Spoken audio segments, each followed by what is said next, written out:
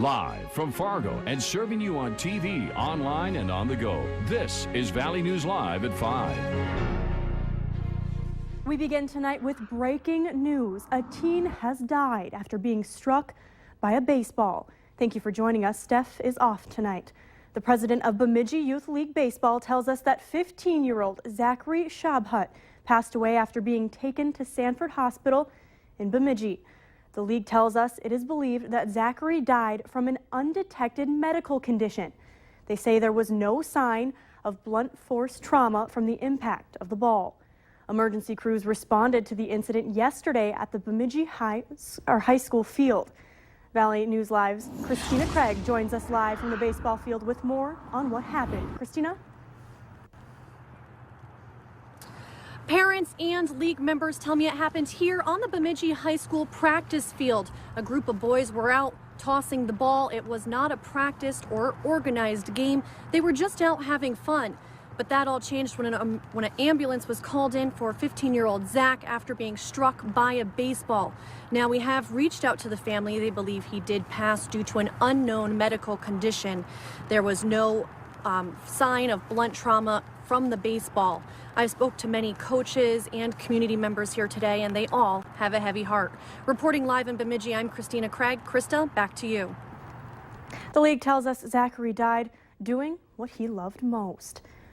And more breaking news to report tonight. Valley News Live has learned that a plane has crashed into a power line.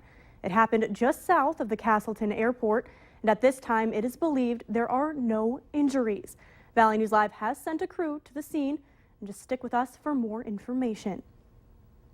Services keeping alive the memories of friends, loved ones, and those lost in battle were held all over today. Some veterans ignored the rain showers while others moved services inside. Valley News Team's Bradford Eric looks beyond the shopping deals into the true meaning of this day. Monday morning dawned drizzly and cool, a fitting beginning to a somber day. On the Veterans Memorial Bridge, about 75 braved the rain to pay tribute. We just feel it's an honor to pay them due honor and respect. Durand and his brothers in arms laid a wreath in remembrance at the memorial, while the American Legion saluted those who've served. This year marks 4 decades since the end of the Vietnam conflict, and Durand says things have changed, but ceremonies like this are crucial. Our country is getting very complacent these days, and we do this as kind of a reminder. Around midday, things shifted inside to the Civic Center downtown. Music played and prayers were prayed, with others holding back tears. We need to support all veterans that come when they come home, not just putting a bumper sticker out or something like that. They need to be there for them, to support them in every way. Ani served for 22 years in the Marines and Army National Guard, doing a tour of duty in Iraq in 2004 and 2005. Many of his friends gave their lives while on duty. Just think about them, especially on days like today. I think it's very important to be by his side, because I know that days like this are very hard for him. Brandy Ani says the ceremony at the Civic Center was a great thing for everyone involved, but more needs done. I think people just really forget that today is a day of remembering the people who served versus going out and shopping and having your day off. However you are spending your day, just be sure to remember why it's called Memorial Day. In Fargo, Bradford Eric, Valley News Live. Coming up tonight at 6, hear from 2 enlisted sisters who serve in the same unit here in Fargo, and why it's all in the family for these women. And today is considered the unofficial start to summer, but it's had a rough start with the wet and gloomy weather. You can see it just pouring out on Pelican Lake. Chief Meteorologist Hutch Johnson is in, and Hutch, is it going to clear up? Well, it is, but it's still going to take a bit of time for some of us. We've had a lot of oddball weather across the region today. Some of us are enjoying lovely conditions and summer-like weather. That's to the north and west of Fargo in the Devil's Lake Basin. But it's a soggy day from Bemidji through Lakes Country, and, well, some exciting weather happening Jamestown and Point South, where some funnel clouds have been sighted there. So wet weather continues in northern Minnesota. Warm weather continues in the Devil's Lake Basin, and a chance for, at least through evening, some funnel clouds. Thanks so much, Gene Hansen, for emailing this. He's out flying around when he saw this. dipping out of the base of a cloud. Now, we're not expecting severe weather. In fact, many of those thunder showers trying to form south of the Jamestown area are having a hard time developing into full-fledged thunderstorms. Look at the temperature difference across the region. 55 in Wadena, and it's nearly 80 in Devil's Lake. This evening in Fargo-Moorhead, it will remain cloudy. It does look like we'll have on again, off again chances of some light sprinkles, but other than that, we're going to be heading into a drier trend. I'll have details on your work week forecast here in just a moment. All right, we'll look forward to that. Thank you, Hutch. Today, President Obama reflected on the service of men and women in uniform who have given the ultimate sacrifice to protect the United States. The Commander-in-Chief paid solemn tribute to the military and their families for their service to the country. This Memorial Day marks the 70th anniversary of World War II and is also the first Memorial Day since our military men and women have returned from active duty in Afghanistan. And it's been 1 year since 22-year-old Elliot Rogers went on a deadly shooting spree in Santa Barbara, killing 7 people. It's deadly shootings like this that have some families and lawmakers asking, could this have been prevented? Congressman Tim Murphy of Pennsylvania says more than 11 million Americans have severe schizophrenia, bipolar disorder, and major depression, yet millions are going without treatment and families are struggling to find care for loved ones. With his Helping Families in Mental Health Crisis Act, he hopes to change that. There's a whole array of federal programs which missed the mark, which actually delayed treatment and denied treatment. So we're focused on changing those things, breaking down those barriers, and getting people treatment before tragedy. If you or someone you know is suffering from a mental illness, go to valleynewslive.com and click on the hot button for more information. And the family of a Fargo man killed outside a bar is hosting a benefit next month to help the wife and 5 children he left behind. Joe Garsland died on Friday at Sanford Hospital after an attack outside Rick's Bar in Fargo earlier this month.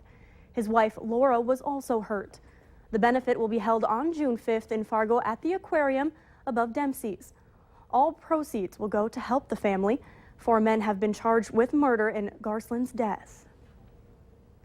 The FM Redhawks home opener is tonight, and this kicks off their 20th season of baseball. Valley News Team's Christina Larson talked with players about their roles on the team and what fans can expect to see from them this season. I always try to keep the same role. You know, I just want to be the guy that plays shortstop, pick up most of the ground balls, play good defense, and sort of lead by example on defense, and then kind of be the guy in the locker room that keeps everybody loose and keeps everybody laughing. Well, I expect to come out there and compete. You know, last year was a rough year for me. I was injured for about half the year. Hoping to stay healthy all year and go out there and give the team a chance to win every time I pitch. For myself, I expect to drive in as many runs as I possibly can, help this team out, as I might be a rookie, but I'm the oldest on the team. So as a veteran, my job is more or less to help them out, help them learn to play the game the right way. Meeting new guys is always fun, but like you said, the hardest part is just going to be kind of getting everybody together and playing as a team. And since everybody's new and we're not really used to how everybody else plays, we got to get used to that. So it's going to take, there's going to be a little bit of a learning curve. I mean, I think we can go all the way. We got some new big bats in the middle lineup. The rookie guys are hungry, so that's a little different than last year. Last year we had a lot of college guys. I feel like this year it's a lot of ex-pro guys that had 1 or 2 years in pro ball, and they're coming in hungry, trying to get out of here to get back into pro ball. And I think it's going to help drive everybody to want to win more. One of the big things why I came here, and when I was talking to coming back and playing, because I was kind of semi-retired, was like you get a really good fan base here, and that's what I'm pretty excited about seeing is how many people show up to these games. It's going to be one that makes playing baseball a lot more fun. The first pitch is scheduled for 6 tonight, and fireworks will be going off after the game. Tickets can be bought over the phone, in person at the box office, or online. We have a link to their tickets webpage on valleynewslive.com. Just look under our hot button. Many of us spent at least part of our long Memorial Day weekend in our gardens. This year, several organizations are suggesting that you consider making pollinator plants a part of your garden plan. It's important for overall crop production in the wake of declining bee populations in recent years. It can also turn your yard into a haven for colorful songbirds and butterflies. Pollinator plants include milkweed, black-eyed Susan, and sunflowers. All of them could be part of your vegetable garden. Any type of colorful flower, even petunias, draw in and bring in butterflies, or when you have a butterfly garden, you will get bees and hummingbirds and things like that too. If you're interested in getting pollinator plants for your garden, we have more information and a full list of them online. Just go to valleynewslive.com and click on this story. And still ahead tonight, it may be all fun in the sun, but when that burn comes, it hurts. We'll tell you the top consumer report sunscreen picks. And we saw some sprinkles in the Fargo-Moorhead area today, adding up to a good 1/3 of an inch out at the airport. Heavier rain in Lakes Country with nearly 3/4 of an inch of rain in Detroit Lakes. Your hour-by-hour forecast is next.